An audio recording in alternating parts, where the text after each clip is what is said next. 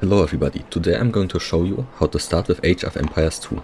I will not necessarily explain to you how to make your units or what the best strategy is, but more how to enjoy your journey in this new game. I will especially focus on your first few games. For the more experienced people out there, don't click away yet, but instead consider sending this video to some of your friends that you want to convince or that you already convinced to start playing Age of Empires 2. I will try to help your friends to enjoy their AoE journey as much as possible, so they won't quit right away. The first thing I want to show you is my own experience, my own start into the game. If you aren't interested into this, you can skip over it, but I want to say that many of my suggestions are derived from this experience.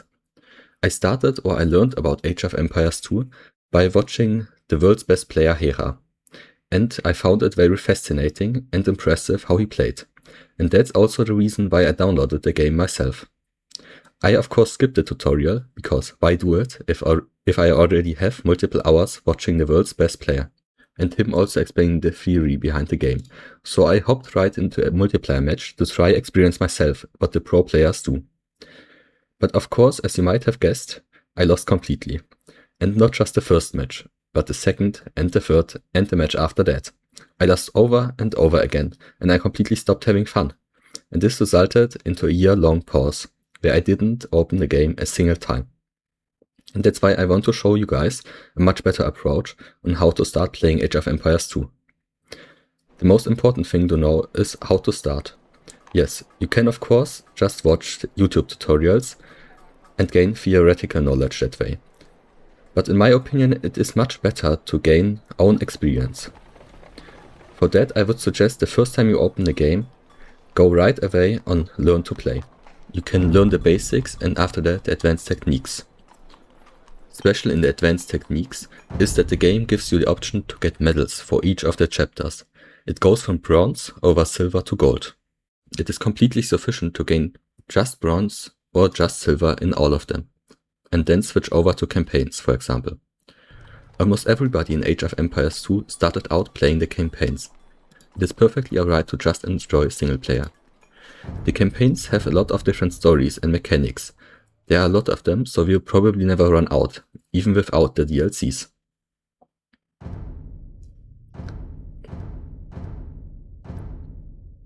It is also surprisingly relaxing to play them, so if you come from a slower strategy game, like Civilizations or some of the Paradox games, then this will be probably perfect for you. If you want to challenge yourself, you can just adjust the difficulty and make it higher. But now to the part because of which probably the most of you clicked on this video. Many of you will be interested in multiplayer.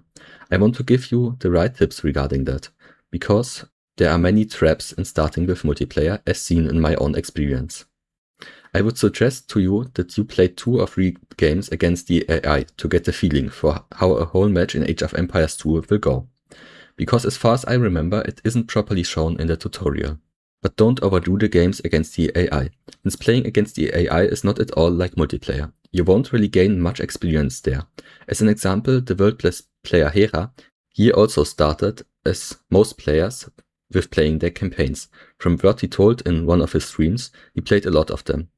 Before he started playing multiplayer, he thought of himself as a pretty good player, but then he got into his first match and he lost.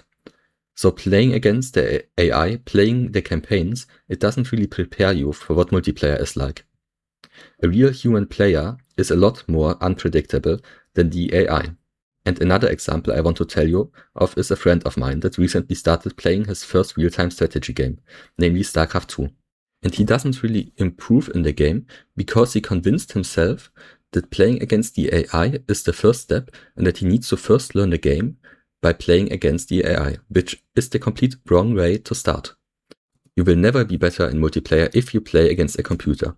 So I would suggest to you 2 to 3 games to start, but after that switch to multiplayer. In multiplayer, the first thing you will notice is there is the option ranked and quick play. But the interesting thing is that both of these options basically are ranked, because here in the profile of Hera, you can see he played some unranked games. Then you will see, when you click here, the rating history of his unranked games, which is kind of paradox. So I would suggest to you, it doesn't really matter if you play ranked or unranked, because Unranked is basically just ranked without the game showing you what ranking you have. But there is a small difference, namely that in unranked the opponents are more likely to just give up with the slightest inconvenience. So playing ranked is probably better, but of course it's only better if you don't mind the pressure that the rating puts on you. A very important lesson that I learned from my start is that to not play games when you are elo inflated. It is kind of a waste of time and waste of motivation, because usually when you start in Age of Empires 2, you will start with a rating around 1000, as far as I remember. And unless you are a really experienced RTS player or have a lot of game knowledge and already some single player experience, then this rating will be a lot higher than it should be. I would suggest to you, because of that, to purposefully resign in many of your games before you actually start playing. You can do that by just starting a game in ranked. You can then write a nice apologetic message that you want to lose your ranking points, and then you can resign. As I already mentioned, there is no penalty for that like in other games, so take advantage of it. With this method you can reach your desired rating. I'm not an expert on what rating is the best for you, but I would suggest to you that if you don't have any theoretical or practical knowledge about Age of Empires 2, that maybe around 200 to 300 rating should be your start. If you have real-time strategy game experience, but maybe lack the theoretical knowledge, or if you have the theoretical knowledge but lack the practical experience, then I would suggest something around 500. If you have both, then you do not need to derank, you're probably better than I am in the game, and you can just start playing with the elo that the game assigns to you at the beginning. So far we have talked about how to start playing multiplayer, but what we haven't talked about yet is how to actually enjoy playing multiplayer. My first suggestion may sound a bit stupid, but it is to write good luck, have fun at the beginning of the match, and GG well played at the end. It really helps to put you out of this competitive mindset into a more friendly one. And you might find out that most of your opponents are actually nice people, and it is fun to chat with them during the game. Another suggestion would be that you try challenges, different builds, and different strategies. As an example, I picked out two for you. The first one would be the Matze Rush. It is very, very unconventional, so don't start with it right away, but it is worth a try after a few games. The person this rush is named after actually has a YouTube channel, so you can go check him out if you don't mind that he speaks German. The second option I picked out is the Red Phosphor Rush, which has gained a lot of popularity. But again, don't play the strategy right away. Try to play how you learned it in the tutorial. As soon as you want something different, then you can try the Red Phosphor Rush. These kind of challenges or rushes really improve your playing experience. Another very important question we haven't answered yet is how to gain more rating. By regularly playing, you will automatically get to a higher rating, but it is very much possible that you will get stuck, for example, at 500 or 600 rating. In my journey, I saw multiple players with hundreds or even thousands of games that couldn't get out of this 500 to 600 rating bracket. To improve in rating, you will therefore need to watch pro players explaining the game. I would suggest to you the already mentioned Hera. He has a very famous YouTube channel, at least in the AoE 2 community, with multiple playlists where he explains for beginners how to play the game. I myself am not a pro player, of course, so I will not be able to give you perfect advice regarding how to improve. I'm just here to help you get started, which is something a pro player probably wouldn't be able to do very well, because they start as many years and multiple thousands of games in the past. But a suggestion I can give you regarding how to improve is to focus on 3 to 4 different civilizations.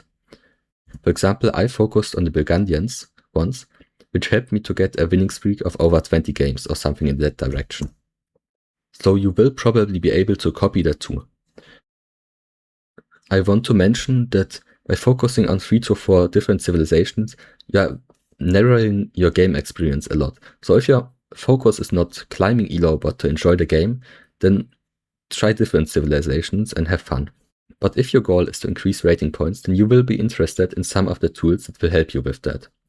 For example, there is a site called AoE2 Insights, which you can see here. You can see the different matches you played, how your rating has improved, what you are good at and what you are bad at. Another site I like is AOE2 Companion, which is similar to AOE2 Insights. But lastly, I want to mention Capture Age, which helps you to watch your games that you already played, and therefore it will help you to analyze your mistakes, which is a requirement to improve. That is all I had to share. If you liked it, then please leave a like and comment.